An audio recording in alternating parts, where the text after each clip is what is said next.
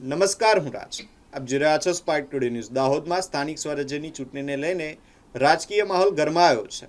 મળતી માહિતી મુજબ કુલ 116 ઉમેદવારી ફોર્મમાંથી 38 ફોર્મ રદ થતા હવે 78 ઉમેદવારો 29 બેઠકો માટે જંગમાં રહ્યા છે. જિલ્લાના 9 વોર્ડમાં કડક રાજકીય ટક્કર જોવા મળી રહી છે, જ્યાં ભાજપના 6 અને કોંગ્રેસના 1 ઉમેદવાર બિનહરીફ જીતતા સમીકરણોમાં મોટા ફેરફારો આવ્યા છે.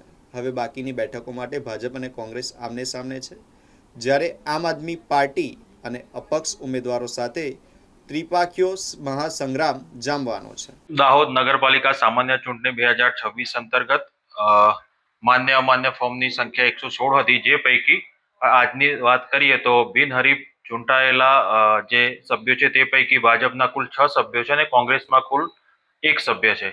કુલ 7 સભ્યોને બિનહરીફ વરણી થઈ છે. હવે બાકી ઉમેદવારોની વાત કરીએ તો ભાજપમાંથી જે ચૂંટણી લડી રહેલા છે તે 28, કોંગ્રેસમાંથી ચૂંટણી લડી રહેલા છે તે 28, આમ આદમી પાર્ટી તરફથી 1 ફોર્મ પરત ખેંચાતા હવે 12 અને અન્ય પક્ષ અને અપક્ષ મળીને કુલ 10, એમ કુલ 78 જેટલા ઉમેદવારો અત્યારે હાલ ચૂંટણીના મેદાનમાં છે.